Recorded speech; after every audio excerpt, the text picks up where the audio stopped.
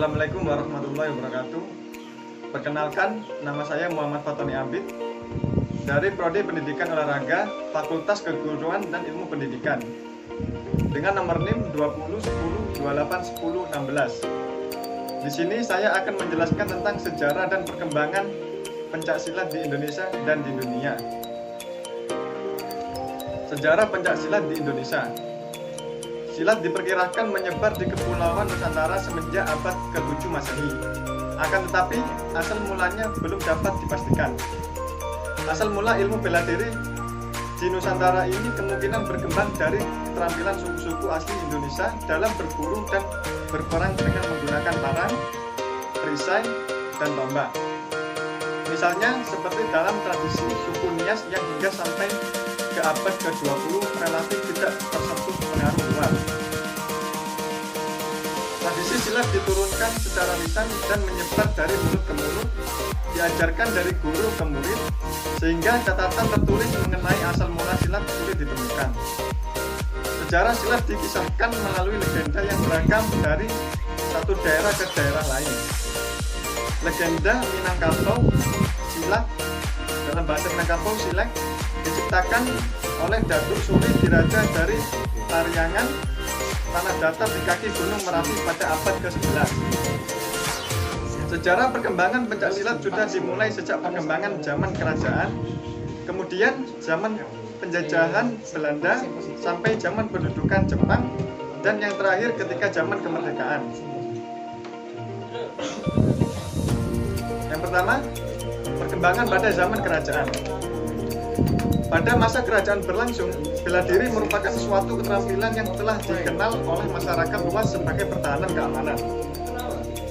Dan juga untuk memperluas wilayah kerajaan untuk melawan kerajaan lain.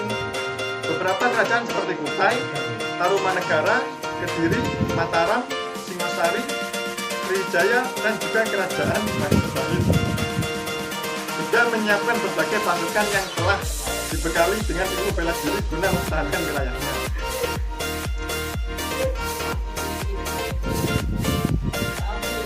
Pada saat itu, istilah pencaksilat belum dikenal oleh masyarakat kerajaan. Selanjutnya, pada tahun 1019 sampai 1041, tepatnya pada masa kerajaan Kahuripan dengan pimpinannya Prabu Erlangga yang berasal dari Sidoarjo, telah mengenal bela diri pencak yang bernama Hobi, yang berarti maju selangkah memukul. 2. Perkembangan pada zaman penjajahan Belanda. Pada masa penjajahan Belanda, pertumbuhan dari pencaksilat sangat ditentang oleh pihak Belanda sebab dipandang berbahaya untuk keberlangsungan jajahannya. Sehingga pencaksilat dilakukan secara sembunyi-sembunyi dan hanya dilakukan pada masyarakat kelompok kecil. Pada masa penjajahan Belanda ini, silat hanya mempunyai kesempatan untuk mengembangkan keseniannya yang masih digunakan pada beberapa daerah saja. Dan itu pun berbentuk pertunjukan maupun upacara.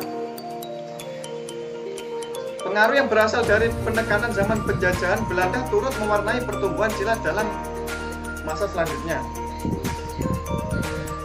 Yang ketiga, perkembangan pada pendudukan Jepang. Berbeda dengan zaman Belanda yang menentang pertumbuhan pencaksilat, pada masa pendudukan Jepang, pencaksilat sangatlah didukung serta dikembangkan guna sebagai kepentingan Jepang sendiri, yaitu untuk mengobarkan semangat pertahanan untuk menghadapi serangan sekutu. Sebab anjuran dari Shimizu, maka banyak diadakan pemusatan tenaga dari aliran pencaksilat ini.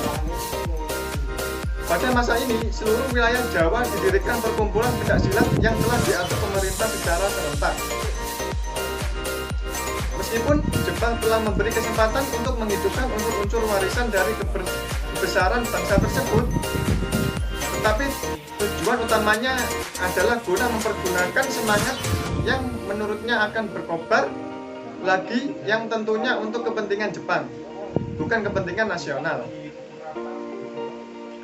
Meskipun demikian, masih ada keuntungannya, yaitu masyarakat kembali sadar demi mengembalikan ilmu tersebut di tempat semestinya.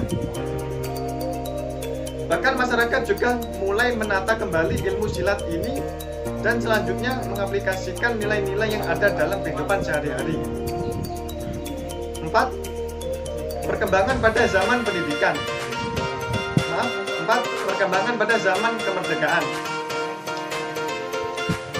Perkembangan silat juga terus berlanjut hingga masa kemerdekaan.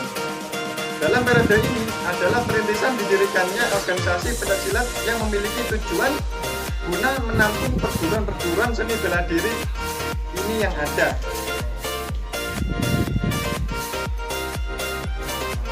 Pada tanggal 18 Mei tahun 1948 di Surakarta terdapat beberapa pendekar yang berkumpul dan kemudian membentuk sebuah organisasi yang bernama Ikatan Pencaksilat Seluruh Indonesia atau IPSI.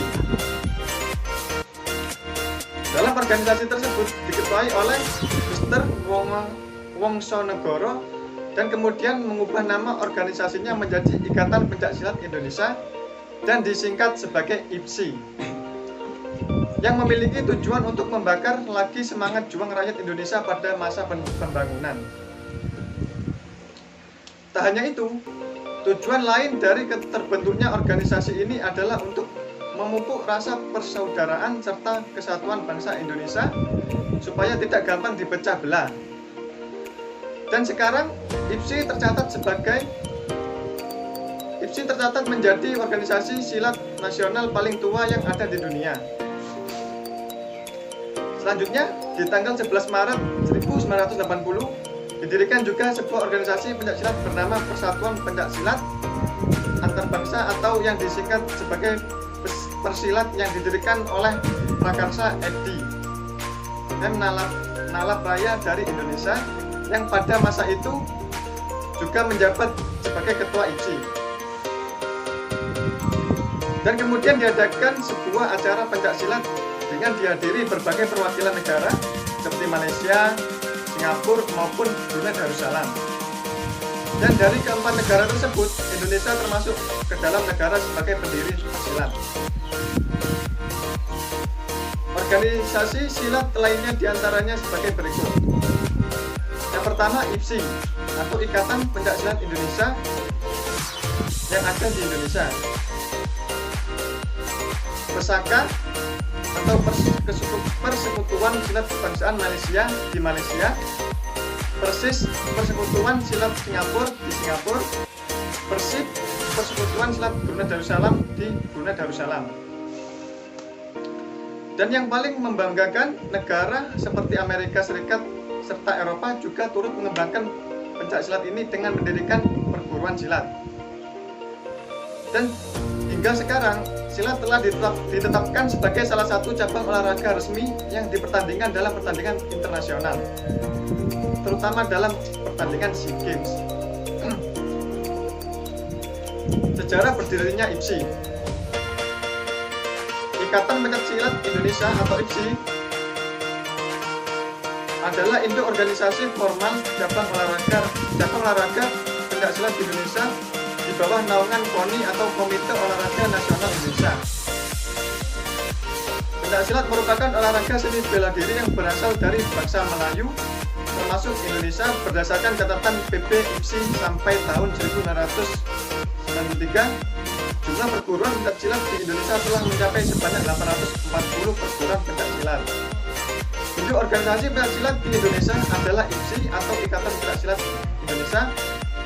IPSI didirikan pada tanggal 18 Mei 1948 di Surakarta, Jawa Tengah. Pencaksilat di dunia. Perkembangan pencaksilat di dunia. Pencaksilat telah berkembang pesat selama abad ke-20 dan telah menjadi olahraga kompetisi di bawah penguasaan dan pengaturan Persilat atau Persekutuan Pencaksilat Antara Bangsa atau The International Pencaksilat Federation. Pencaksilat sedang dipromosikan oleh persilat di beberapa negara di seluruh 5 benua dengan tujuan membuat pencaksilat menjadi olahraga olimpiade. Persilat mempromosikan pencaksilat sebagai kompetisi olahraga internasional. Hanya anggota yang diakui persilat yang diizinkan berpartisipasi pada kompetisi internasional. Kini beberapa federasi pencaksilat nasional Eropa bersama negara persilat telah mendirikan Federasi Pencaksilat Eropa pada 1986. Kejuaraan dunia pencaksilat pertama di luar Asia mengambil tempat di Wina, Austria. Pencaksilat pertama kali diperkenalkan dan dipertandingkan dalam Pesta Olahraga Asia Tenggara atau SEA Games ke-14 tahun 1987 di Jakarta. Hingga kini cabang olahraga pencaksilat rutin dipertandingkan dalam SEA Games. Pada tahun 2002, pencaksilat diperkenalkan sebagai bagian program pertunjukan di acara Asia SEA Games di Busan, Korea Selatan untuk pertama kalinya. Kejuaraan dunia terakhir ialah pada 2010 mengambil tempat di Jakarta. Indonesia pada Desember 2010, selain dari upaya persilat yang membuat pencaksilat sebagai pertandingan olahraga, masih ada banyak aliran-aliran tuak tradisional yang mengembangkan pencaksilat dengan nama silex dan silat di berbagai belahan dunia. Diperkirakan pada ratusan aliran atau gaya dan ribuan perguruan. Demikian sejarah dan perkembangan pencaksilat di Indonesia dan di dunia yang saya sampaikan. Mungkin apabila ada kesalahan maupun kekurangan, saya mohon maaf yang sebesar-besarnya. Saya akhiri, wassalamualaikum warahmatullahi wabarakatuh.